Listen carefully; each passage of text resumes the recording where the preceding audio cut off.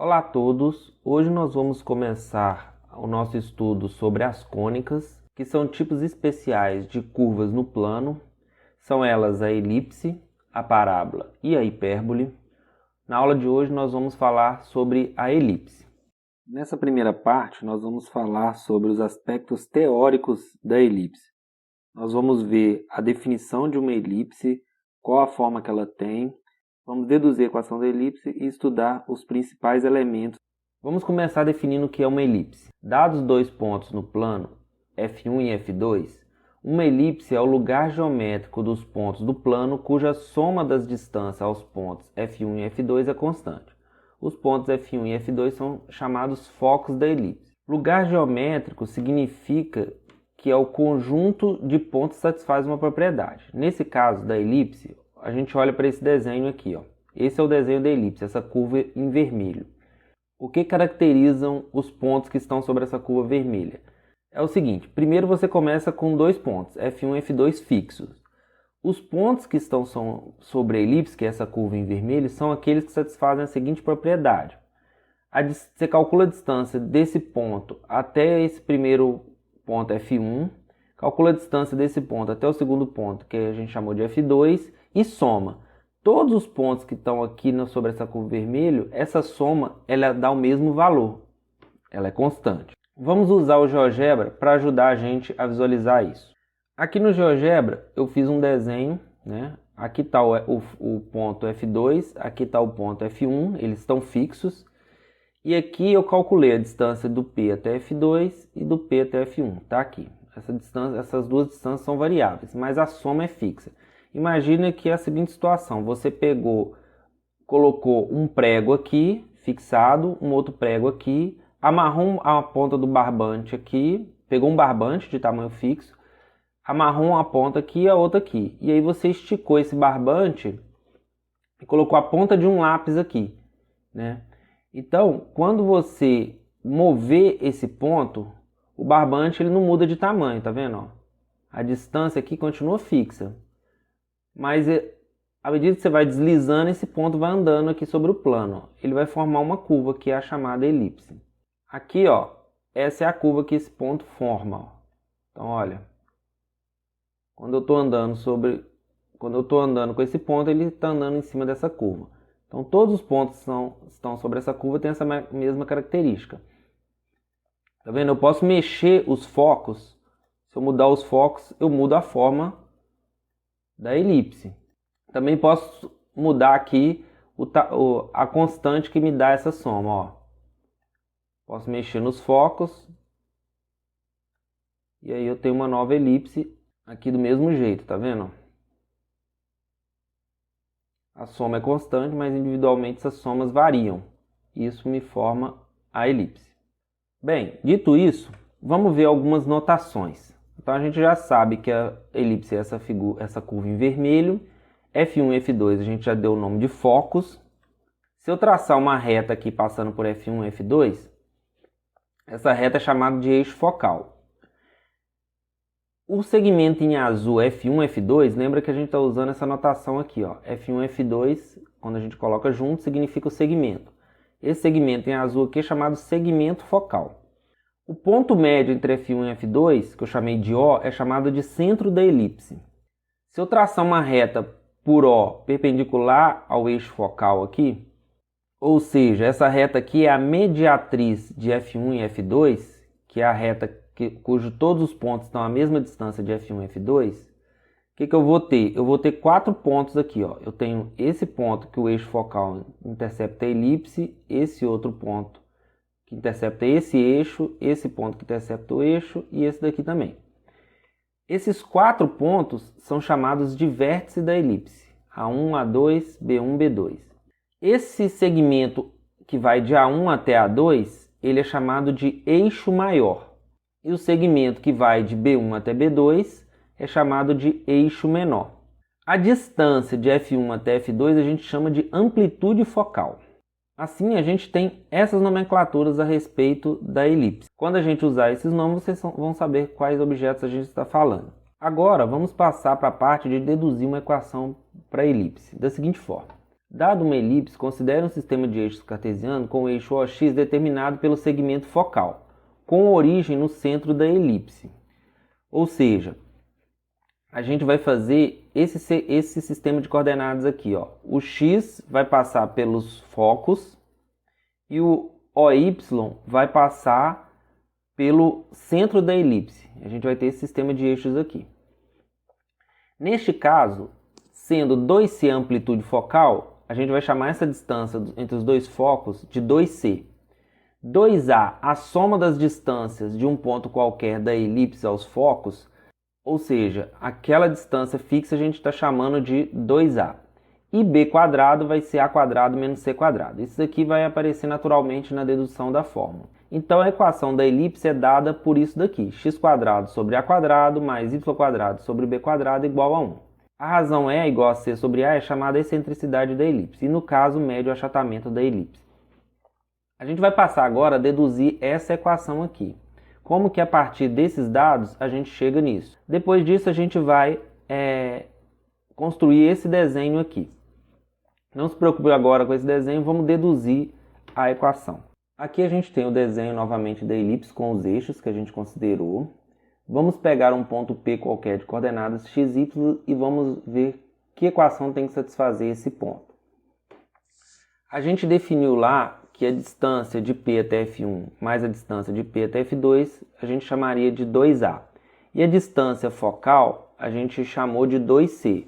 Ou seja, o comprimento desse segmento de F1 até F2 a gente chamou de 2C.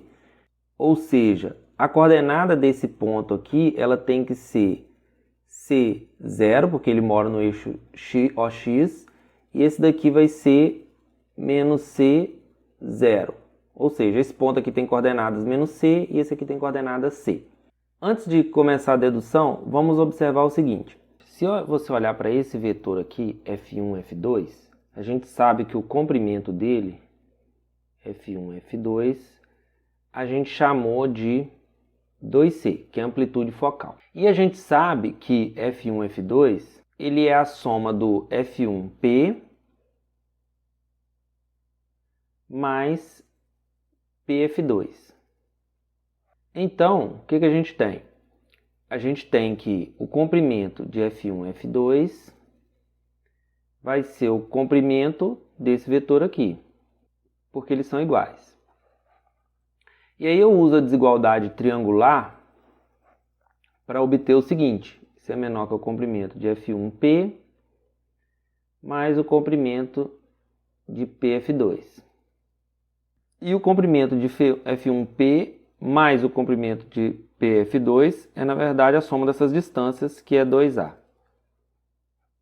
Ou seja, 2C tem que ser menor ou igual a 2A e, portanto, C tem que ser menor ou igual a A. E a gente sabe que a igualdade é satisfeita quando P está entre F1 e F2. Então, na verdade, o C tem que ser estritamente menor que A para formar uma elipse, porque se o C for menor que A, não tem elipse. Se o C for igual a A, o P vai estar entre F1 e F2. Também você não tem elipse.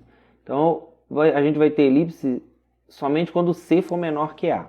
E, a partir disso, agora vamos deduzir a equação que as coordenadas de P devem satisfazer. Sejam P com coordenadas x, y, F1, como a gente escreveu ali, vai ser com coordenadas menos C0 e F2 com coordenadas C0. Vamos usar essa equação aqui agora. A gente sabe que a distância de P até F1, quem é? É a raiz, faz a diferença entre as coordenadas de P e F1 e eleva ao quadrado. Então vai ser x menos o menos c vai ser x mais c ao quadrado, mais y menos 0 é y ao quadrado. A distância de P até F2, mesma maneira. É a raiz de x menos as coordenadas de P menos as de F2. Então é x menos c ao quadrado mais y ao quadrado. Daí o que eu tenho? Eu vou usar a equação, né? D de P até F1 mais D de P até F2 tem que ser igual a 2A. E aí eu vou usar essas duas distâncias aqui, igualar a 2A. Agora o que eu vou fazer? Eu vou passar esse membro para o lado de cá para elevar ao quadrado e sumir com a raiz desse. Vou ficar com isso daqui então.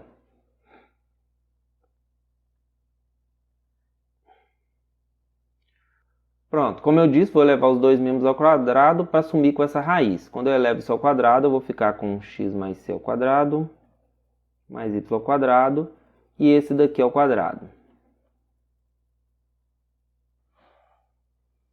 E agora eu vou repetir isso, x mais c ao quadrado, mais y ao quadrado, e vou desenvolver esse termo. Vai ficar 4a ao quadrado menos 2 vezes o primeiro vezes o segundo, vai ficar 4a x menos c ao quadrado mais y ao quadrado, mais o segundo ao quadrado, e aí eu elimino essa raiz, vai ficar x menos c ao quadrado mais y ao quadrado. E aí eu já posso cancelar esse termo com esse, vou desenvolver esses dois aqui para cancelar mais termos. Então eu vou ficar com o quadrado do primeiro, mais 2 vezes o primeiro vezes o segundo, mais o segundo ao quadrado, vou repetir isso, e desenvolver esse, x ao quadrado menos 2xc, mais c ao quadrado. E aí agora eu cancelo o x quadrado com o x quadrado, c quadrado com c quadrado. E aí, agora eu quero eliminar essa raiz. Então eu vou passar essa raiz para o lado de cá e vou juntar esse 2xc com esse 2xc aqui. E vou ficar com o seguinte, 4a raiz de x menos c ao quadrado mais y ao quadrado igual a 4a ao quadrado, esse passando para cá vai ficar menos, então menos 4xc. E agora eu posso cancelar esses 4 aqui, né? Dividir tudo por 4. E aí eu vou elevar esses dois termos ao quadrado para eliminar essa última raiz. Então eu vou ficar com a ao quadrado vezes x menos c ao quadrado mais y ao quadrado igual a ao quadrado menos xc tudo ao quadrado. Desenvolvendo esse termo e esse daqui, eu vou ficar com o seguinte, a ao quadrado, quadrado do primeiro menos 2 vezes o primeiro vezes o segundo, mais o segundo ao quadrado, mais y ao quadrado, igual a quarta, menos 2 vezes o primeiro vezes o segundo, 2a quadrado, xc, mais o segundo ao quadrado. Vou distribuir o ax quadrado menos 2a quadrado xc mais a ao quadrado c ao quadrado mais y ao quadrado. A ao quadrado y ao quadrado. Repetindo esse, agora posso eliminar esses últimos dois termos e agora é simplificar isso daqui. E aqui eu vou ficar com o quê? A quadrado x quadrado, vou repetir esse termo aqui, ao quadrado y quadrado, vou passar esse termo para o lado de cá, vou ficar com a quarta menos a quadrado c quadrado mais x quadrado c ao quadrado. E agora eu vou juntar esse termo com esse. E aí eu vou ficar com o seguinte, colocando o x quadrado em evidência do lado de cá, vou ficar com a quadrado menos c quadrado, x quadrado, né? Passa esse termo para o lado de cá, vai ficar menos c quadrado x quadrado. Coloco o x quadrado em evidência, vou ficar com isso. Ao quadrado y quadrado igual, aqui eu posso colocar a quadrado em evidência, a quadrado menos c quadrado. Pronto. Aqui que aparece aquele b, tá vendo, né? Vou chamar b quadrado de a quadrado menos c quadrado. Tá vendo? A gente deduziu lá atrás que a é maior que c, né? Ó, como a tem que ser maior que c, a gente define o b como sendo a raiz de a quadrado menos c quadrado, né? Se a é maior que c, a quadrado é maior que c quadrado. Eu defino b como isso daqui. Então, b quadrado vai ser a quadrado menos c quadrado. Daqui que aparece o b. Só para simplificar a escrita, porque isso aqui vai virar um número só, b quadrado x quadrado, a quadrado y quadrado igual a quadrado b quadrado. E aí, para chegar naquela equação final, eu divido tudo sobre a quadrado b quadrado, para aqui ficar 1. Então, dividindo os dois lados por a quadrado b quadrado, vou ficar com b quadrado x quadrado sobre a quadrado b quadrado, mais a quadrado y quadrado sobre a quadrado b quadrado, igual esse sobre ele mesmo dá 1. E aí eu posso cancelar esse b quadrado com esse b quadrado, vou ficar com x quadrado, a quadrado, mais, cancela esse a quadrado com esse a quadrado, y quadrado sobre b quadrado, igual a 1. E aí eu cheguei naquela equação final. Então, essa daqui é a famosa história do patinho feio, né? Nasce um pato feio, mas no final ele vai transformando e chega num cisne lindo, tá vendo? Com isso, a gente chegou nessa equação. Ou seja, escolhendo os eixos dessa forma, a equação que os pontos sobre a elipse devem satisfazer é essa daqui. Essa é a maneira mais simples de escrever uma equação para elipse, quando a gente escolhe os eixos dessa forma. Agora, vamos usar essa equação para construir esse desenho aqui. Bem, a gente deduziu a equação, todos os pontos que estão sobre a elipse devem satisfazer essa equação, as coordenadas x e y. A gente viu também durante a demonstração que os focos, que são esses pontos aqui, como eu escolhi a amplitude focal sendo 2c, essa coordenada aqui desse ponto tem que ser c e essa daqui menos c. E aí vamos verificar as coordenadas dos vértices. A gente também, durante a dedução da equação, a gente escolheu b de forma que b quadrado fosse a quadrado menos c quadrado, ou seja, se eu passar o c para o lado de cá, eu chego na equação dessa forma aqui, a quadrado igual a b quadrado mais c quadrado. E aí, o que a gente vai fazer? Agora a gente vai encontrar os vértices, as coordenadas dos vértices. Vamos começar por esse daqui. Esse ponto aqui, ele está sobre a elipse, então ele tem que satisfazer essa equação, e ele está sobre o eixo x, então a coordenada dele tem que ser 0. E desse daqui também. Se eu fizer y igual a 0, então vamos descobrir esse ponto aqui. Y igual a 0, nessa equação eu vou ter x quadrado sobre a quadrado igual a 1. Passo a para o lado de cá, vou ter x quadrado igual a quadrado. Tiro a raiz dos dois lados, eu vou ter que x é igual a mais ou menos a. Ou seja, esse ponto aqui é o ponto com coordenada a e esse aqui com coordenada menos a. Agora vamos olhar para os outros vértices. Esse ponto da elipse aqui e esse, eles estão sobre o eixo y, então a coordenada x é igual a 0. Como eles estão sobre a elipse, tem que satisfazer essa equação. Substituindo, vai dar a mesma coisa, né? Isso aqui vai dar 0, vou ficar com y quadrado sobre b quadrado igual a 1. Passo o b para o lado de lá. E, da mesma maneira, y igual vai ser mais ou menos b. Então, esse é o b e esse daqui é o menos b. Por fim, o que a gente também pode deduzir? Esse segmento aqui, ele tem comprimento b.